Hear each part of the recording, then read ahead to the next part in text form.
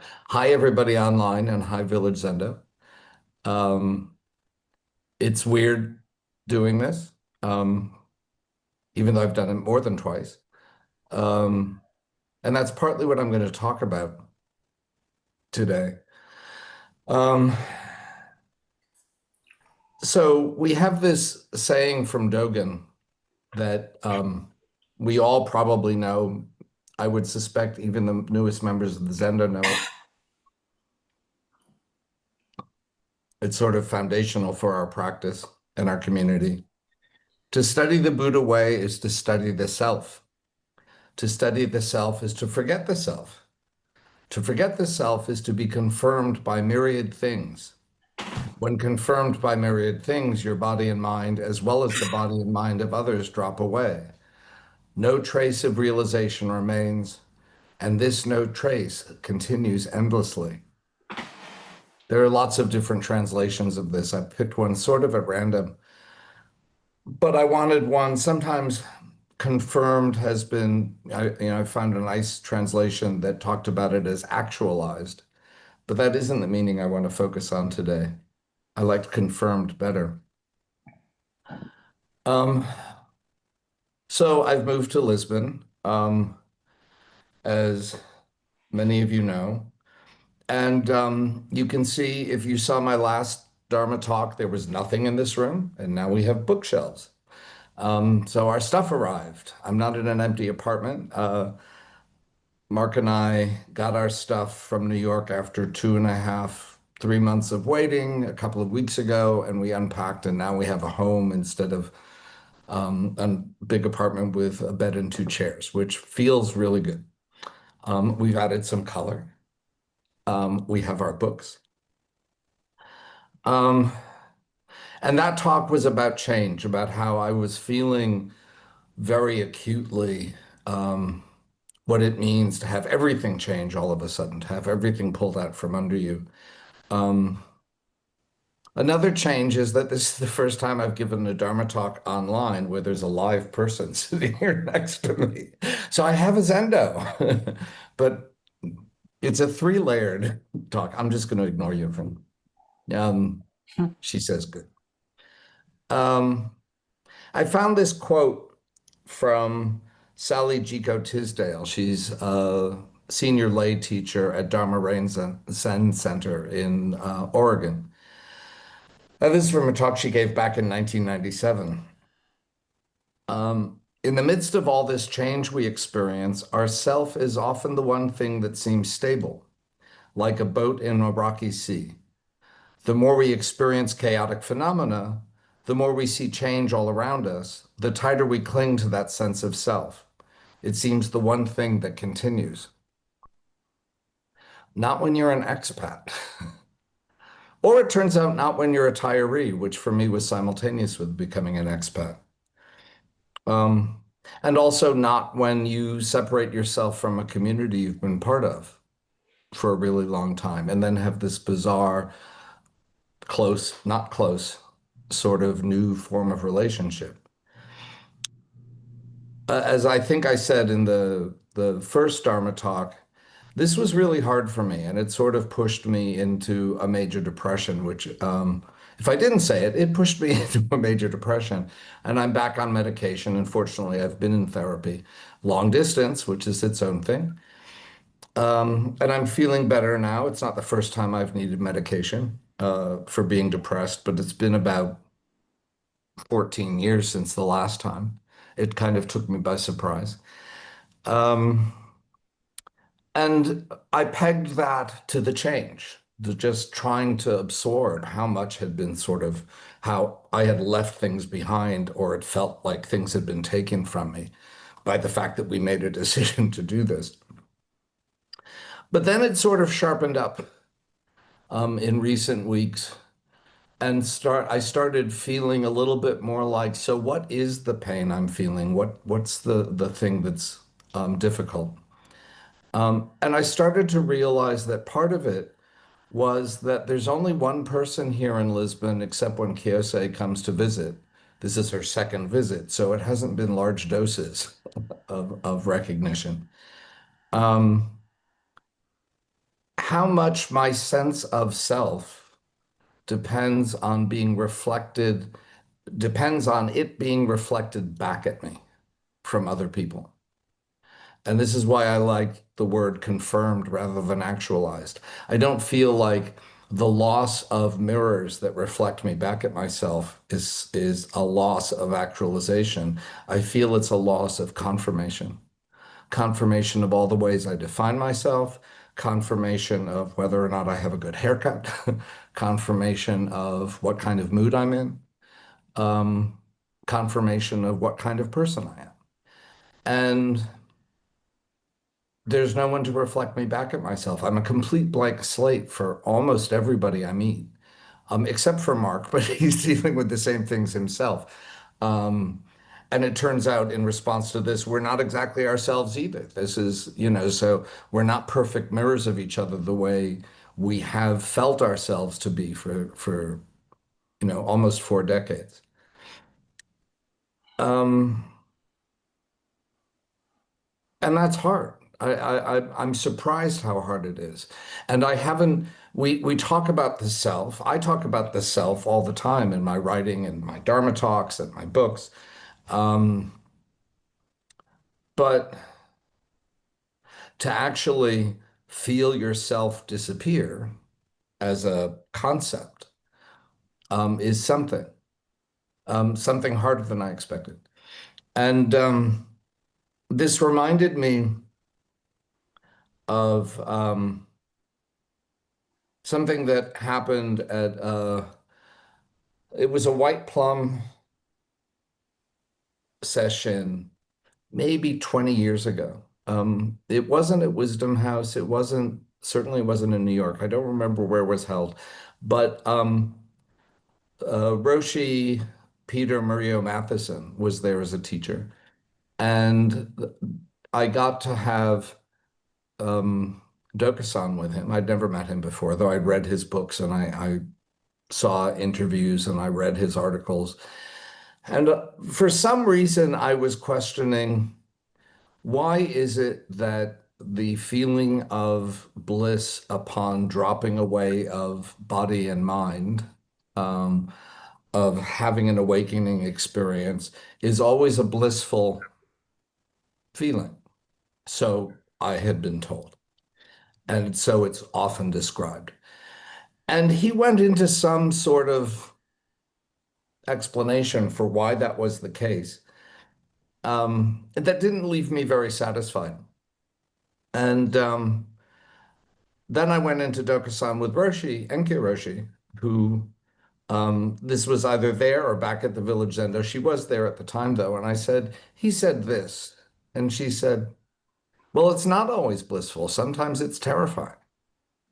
Sometimes it's really disturbing. Sometimes it's a deeply unpleasant experience because you're not there. You lose yourself. And not everyone experiences that as bliss. Some people experience it as frightening.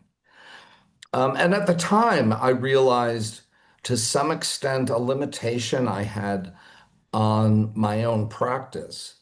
Um, Not that we're trying to attain anything, but why wasn't I attaining one? It was a question back then. I feel like I'm a pretty slow Zen student. I cook for a long time before something shifts or changes.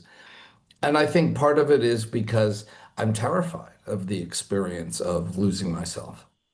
Um, it took a long time. It took a lot of effort because I was growing up gay in the closet.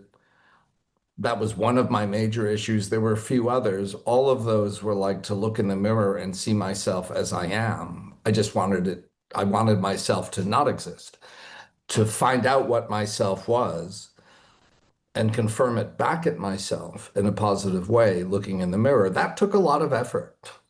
4.5 years of psychoanalysis on the couch, for example, during medical school. Um, so I had really worked hard to build that. And the idea that um, that was potentially at risk in a moment of deep practice kept me, I think, for a long time from going in a little deep, or more deeply.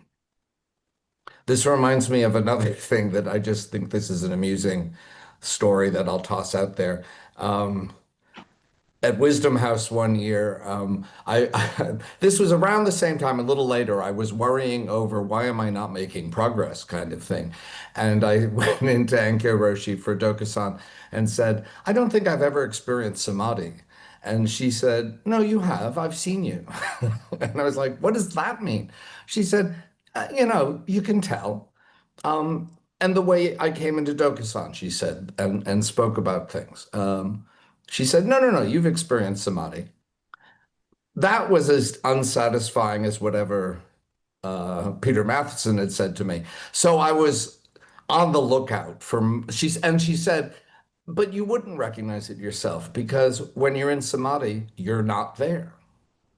So there's no way for you to recognize that you're in it because you're not there. And so I looked for moments when I thought I wasn't there, and that wasn't very successful.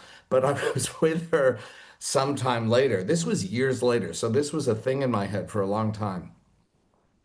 I was at Upaya Zen Center for their Rohatsu session, where I used to go as her Jisha for many years. And we sat down. It was the last period of the morning before service. And we sat down, and I swear to God, 5 minutes later, the bell rang. And I thought, oh my God, must have been an experience of samadhi. I was gone for all but like 5 minutes of this session. And I was supercharged. I thought, wow, I got it. I've experienced it for myself. I know that it happened. And because I was Jisha, I was part of the Jishario. And so when we left for lunch later, um, they were talking about how they had to change the schedule in the morning, and that period was only 5 minutes long. And so I was like, oh, I guess that wasn't samadhi. That was just 5 minutes of sitting. Um, but the self, um, I never really thought before this expat experience of the practical aspects of losing the self, the way the self reveals itself day to day, not in terms of the 10,000 myriad things of existence, but just the day to day. And I was telling a friend of mine about how I was realizing I don't have anyone reflecting me back at me, and that's really disturbing to me in a fundamental way. And he said, well, you just retired. I was like, no, no, no, I love being retired. I love not going to the hospital. He goes, no, you like not being a doctor anymore, but going to the hospital to work every day for 40 years was important. So I've been thinking about that and how that functioned. And then I realized, oh, it's not 10,000 things when I go to the hospital, but in any given day, I have probably 20 to 80 encounters with people every day, from saying hi to the security guards that I'd been seeing for years. Um, the women who have checked me out at the register, at the cafeteria, the support staff in our department, my fellow colleagues, students who would come by. And none of them knew me in exactly the same way, but they all overlapped. If I was coming in and, looked preoccupied, one of the guards or one of the people at the cash register would go, is something going on? You look, serious or concerned or whatever. Or, oh, you look like you're in a good mood. Or, oh, nice haircut. Or, oh, this is Dr. Thies, the liver pathologist for the liver transplant team. The liver transplant team coming in, and I'm their liver pathologist. And the sense of belonging and being part of a team was huge. And I realize now, oh, I should have talked to some retirees about what it's going to be like to retire. I love not having the job anymore, but it's really hard not having 20 to 80 people confirm some aspect of myself and have to depend on myself for that. Um, and then, there's online Zen self. Coming into the Zendo, I've been a come and go student for many years because I've gone on sabbatical for a year and a half once. I went to London to learn my specialty for 6 months around the beginning of my Zen practice. And then I'm on the road, so there have been times where I just haven't been present, but I've always come back enough, intermittently or solidly, that I kind of knew everyone in the Zendo and they knew me.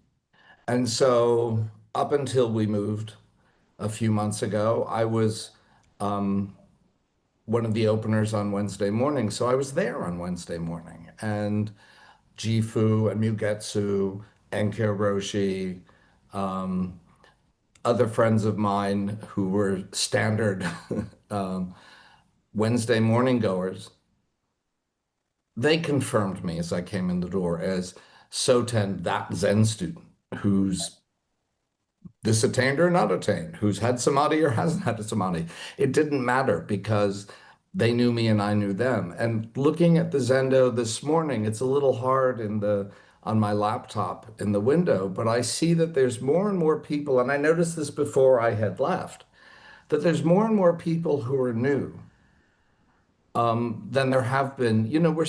We're growing again post-COVID. New students are coming in, and I don't know them, and they don't know me unless, to the extent that they see me um, online like this. And so I have so many cells that are so reified and confirmed by other people. And suddenly I have none of these people around, um, which is why, in part, it's important for me to come online to see you because, oh, I see people I know. um, and you see me. So I've been thinking about this a lot and already, Kiyose is here, so I have a second person who confirms me. Um, and and bit by bit, I've been invited. There's a local organization, grassroots, but long, been around for 25 years now, called GAT Checkpoint, which is like the GMHC for Lisbon. And they've asked me to start doing beginning instruction there, which means I'll get to meet people. And then these people will see me as, oh, that guy who teaches in beginning instruction. And I used to get a lot out of doing beginning instruction for the Zendo. Oh, I was that guy who taught beginning instruction. And now I get to do that again. And so I'm now going to start assembling a new self to be reflected back at me. We're starting to meet people. Though someone I made a comment, a joke about the liver the other day, and they looked at me funny, and I realized, oh, they don't know that I've been this liver doctor making liver jokes for 40 years, and other people at my expense. Um, so it's going to be a different self I reassemble here. And this brought me to something else in this talk from uh, Sally Gico Tisdale. And I've heard this before, but she highlighted it for me. What moves from one candle to the next when the candle is lit? And I realized, oh, that's kind of what's going on here. I was a New York candle and I've transferred to a Lisbon candle. What transferred? The New York me is gone. And this chokes me up to say this, actually. It really hits hard. Um, but there's a new candle lit here. I don't know how long the candle is. I don't know what kind of wick it has yet. So I don't know the nature of the flame. What transferred? Nothing transferred.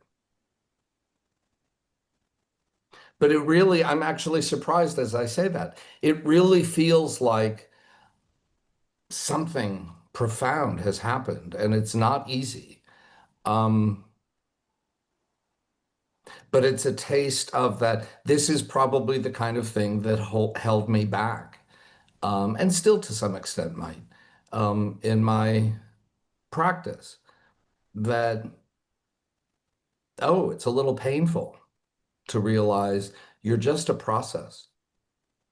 The flame is just a process of things in the wick and the wax combining with the oxygen to become oxidized and create soot and heat. We're all just process. That's all anything is. Not a surprise, but there's no there there. And to come up hard against it is scary. But I think if someone had told me earlier in my practice, this isn't necessarily going to be a blissful experience, this might be a really hard experience, that might have been helpful for me.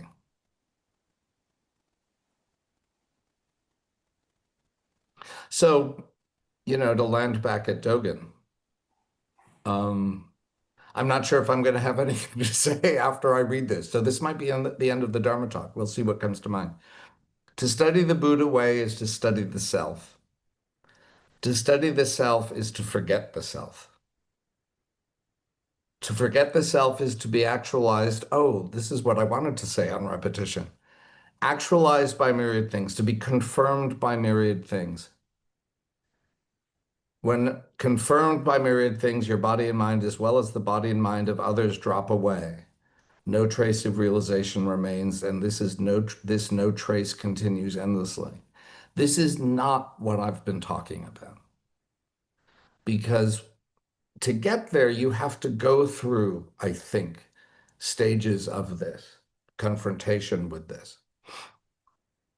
But what this is saying, not that something's reflecting me back, because that's still separation.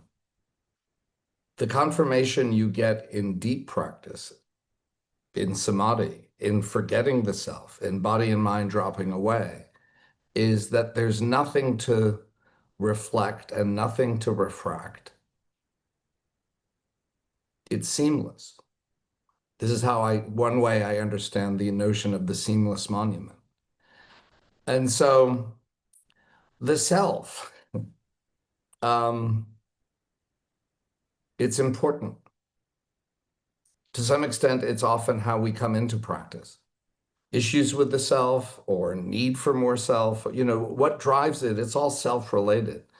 And dealing with that, cutting through that, dissolving that away through steady practice like water on a stone is hard work and it can take a long time. It's easier for some people and harder for others. I think for me, it's been really hard and I'm facing that right now. But it's a bit of a cusp phenomenon. When you get to the actual loss of self, it's no longer about who am I? It's about I, capital I, big I. And that's the true confirmation. And that's when it isn't just confirmation and reflection, it's actualization.